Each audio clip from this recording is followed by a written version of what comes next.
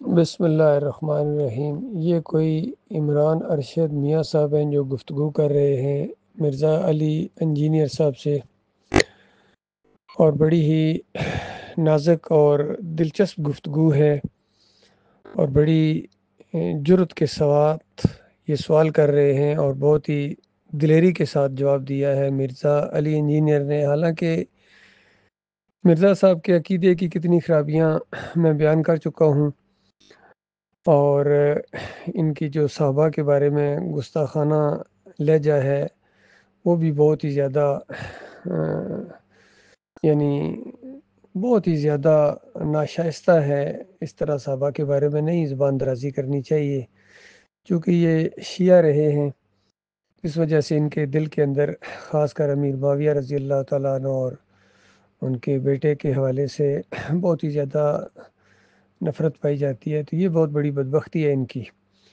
پھر قبر پرستی کی بنیاد بھی انہوں نے فراہم کی ہے کہ اس قبر کی طرف اشارہ کر کے کہتے ہیں کہ یہاں روح لوٹتی ہے اور یہاں اسی قبر کے اندر سب کچھ ہوتا ہے۔ حالانکہ یہ برزخ کا معاملہ ہے، اوپر کا معاملہ ہے، لیکن یہاں اس حوالے سے انہوں نے جو جواب دیے ہیں گنبد خضرا کے حوالے سے، کیونکہ یہ نبی علیہ السلام کی وفات کے 668 ہجری بعد یہ وجود میں آیا ہے، جو صحیح بہترین دور تھا۔ نبی علیہ السلام نے فرمایا سب سے بہترین دور میرا دور، پھر اس سے ملا ہوا، پھر اس سے ملا ہوا، پھر اس سے ملا ہوا۔ تو یہ بنتا ہے نبی علیہ السلام کا دور یعنی صحابہ کا دور، پھر صحابہ کا اور تابعین کا دور، پھر تابعین اور تبع تابعین کا دور۔ تو یہ بہترین دور میں حالانکہ مال و دولت کی بہت فراوانی تھی، چاہتے تو سونے کا بنا سکتے تھے۔ عمر بن خطاب رضی اللہ تعالیٰ عنہ کے دور کے اندر کتنا مال غنیمت آیا تھا، لیکن وہ جانتے تھے کہ نبی علیہ السلام نے اس سے منع کیا ہے، قبروں کو پکا کرنے سے منع کیا، اس کے اوپر گنبد بنانے سے منع کیا، ان کے اوپر مجاور بن کر بیٹھنے سے منع کیا۔ وہ چونکہ شرک کا دشمن دور رہا ہے، طاغوت کا دشمن دور رہا ہے، تو وہ اس طرح کی شرکیہ چیزوں کا سوچ بھی نہیں سکتے تھے، بلکہ کلا کما کرنے والے تھے۔ اس درخت کو کھیڑ دیا جس کے نیچے نبی علیہ السلام نے بیٹھ کے آرام فرمایا تھا یا دو رکعت ادا کی تھی، تو کچھ لوگ وہاں صلوات پڑھنا شروع ہو گئے تھے۔ حالانکہ صلوات پڑھنا کتنا اچھا کام ہے، اور پھر اس جگہ جہاں نبی علیہ السلام نے صلوات پڑھی ہو، کتنا اچھا کام۔ لیکن چونکہ یہ بعد میں پوجنے کی طرف یہ جانے والا ایک عمل تھا، لوگ وہاں پوجنا شروع کر دیتے اس درخت کو، تو اس کو جڑوں سے اکھیڑ دیا گیا۔ وہ شرک کے بہت ہی خلاف تھے،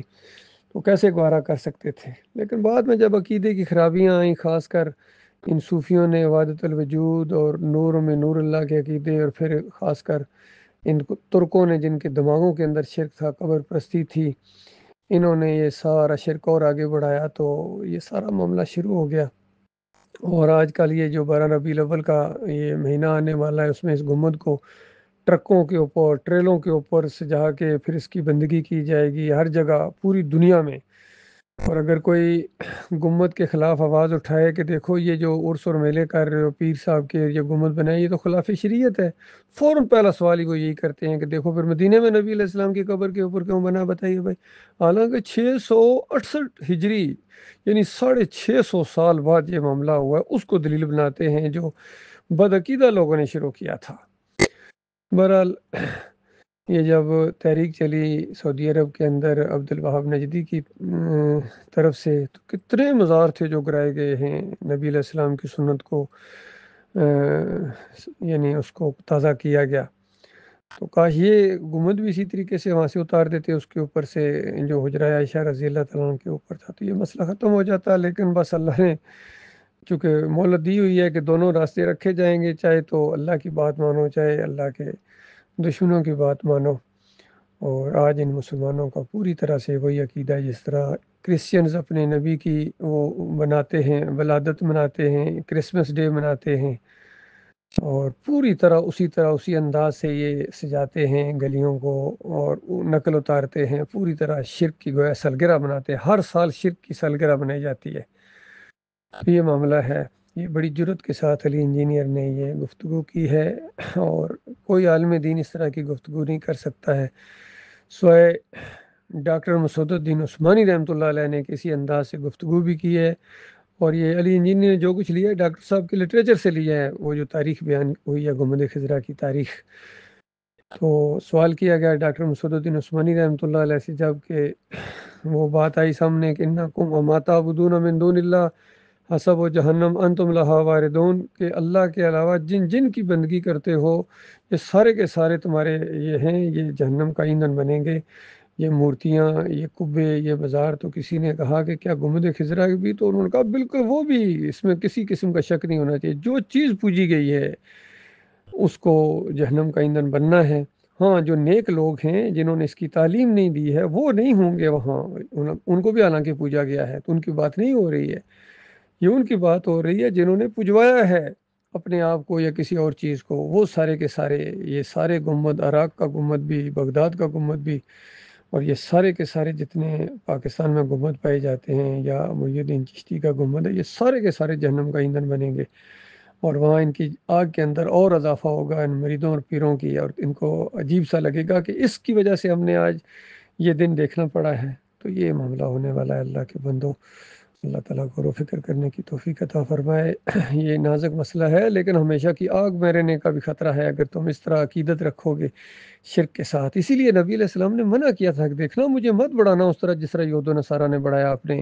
انبیاء کو۔ میری حیثیت یہ ہے کہ عبد ہوں و رسول ہوں، میں اللہ کا عبد ہوں، پہلے فخر ہے اس کے اوپر، یعنی، اور رسول ہوں، اس کا رسول ہوں۔ کتنا بڑا درجہ ہے، کتنی بڑی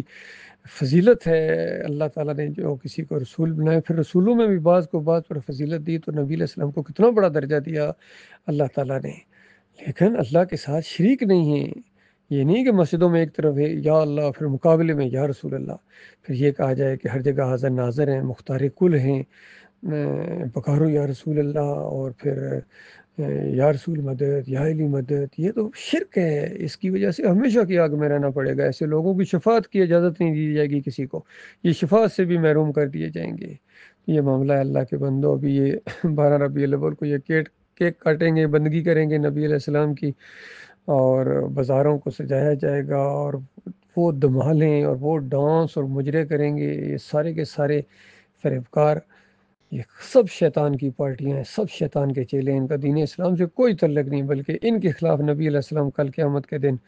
مقدمہ قائم کریں گے کہ اے میرے اللہ، میرے مالک، انہوں نے قرآن کو چھوڑ دیا تھا، تب ان کی یہ حالت بنی ہے۔ اللہ تعالیٰ غور و فکر کرنے کی توفیق عطا فرمائے۔